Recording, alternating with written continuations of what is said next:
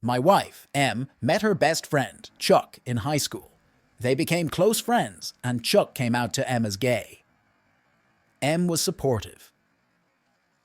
A year or so later, Chuck came out to his parents.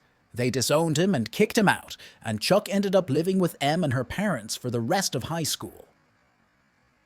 Em and I started dating after college, and she told me all about Chuck and how close they were and how he was like a brother.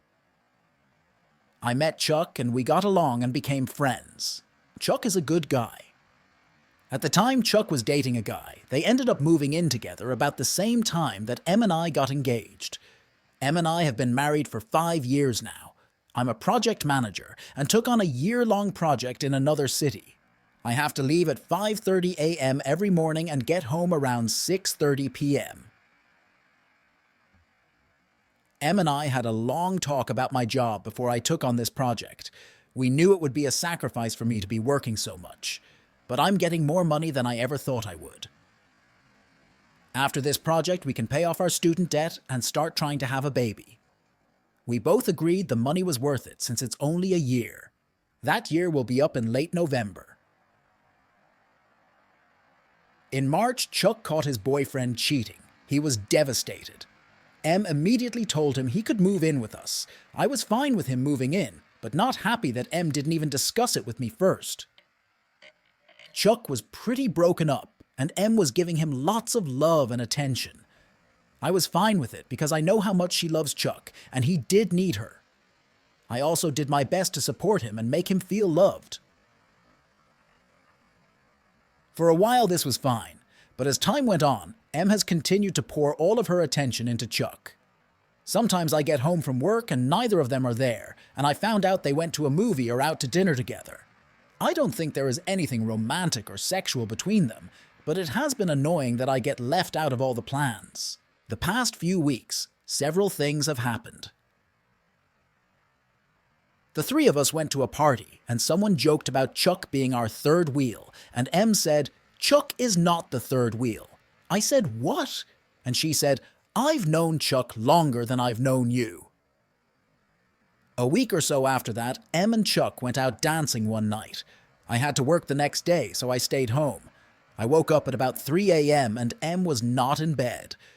I went and found her, and Chuck cuddled up on the couch asleep with the TV on. Both of those things made me uncomfortable. I also realized I had been working so much, I was just sort of letting Em and Chuck plan everything, and I had not planned a date night in a while. I decided I needed to be more active, and so I planned a date night for last Friday. When I first told Em, she was excited, as we have not been on a date just the two of us in a while. Friday I got home at 6:30, and Em and Chuck were not there. I took a shower and got ready. About 7:15 I finally called Em, as we had reservations at 8. She answered, and when I asked where she was, she said her and Chuck had gone shopping and were getting some dinner. I was kind of stunned and asked about our date. She laughed and said, "Oh, I forgot, oh well," and that was that. She didn't even invite me to join them. So, a point I should make here. My dad was very controlling of my mom and had an anger problem where he would yell and throw things. He never threw things at us, but it was still scary as a kid. I've worked very hard to not be like him. I've tried to never be controlling of Em or tell her what to do. I also tend to shut down when I get angry. When Em forgot our date, I was mad, so I didn't say anything right then. But I knew I needed to address how I was feeling. So later that evening, I told her we needed to talk. I had written down some things so I could stay focused. I started by saying that I loved Chuck and he was always welcome in our home, but that I felt like our marriage was suffering and we needed to work on us. Em blew up. She thought I was attacking Chuck. I guess I didn't word things well, and she started defending him and attacking me. We have never had a big fight before. We always talk and work things out. I was stunned that she was attacking me. She said some awful things. Then she said, "Chuck is my soulmate, and you just have to get used to that." I just shut down. I didn't even know how to process that. I love Em more than anything in the world, but in that moment I realized she loves Chuck more than she loves me. I thought Em and I were soulmates, but to hear her say she considers someone else her soulmate has been devastating. I don't remember the rest of the talk. She huffed off after a while and slept on the couch. Her and Chuck left together on Saturday and were gone most of the day. When they got back, she acting like nothing had happened. On Sunday, she even made a small joke and batted her eyes at me, something she does when she's flirting with me. Normally, I love it, but this time, it just made me sick. I told her this was a busy week at work and I was just going to stay at a hotel near the job site, something I have done a few times before, so I haven't seen her since Sunday night. I don't know what to do.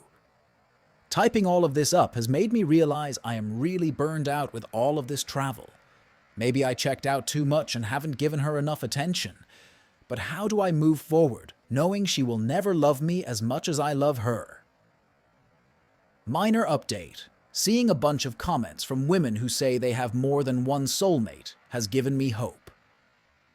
To me, you only have one soulmate, but that's not a word Em or I ever really use, and I just really hope she means it different than how I took it.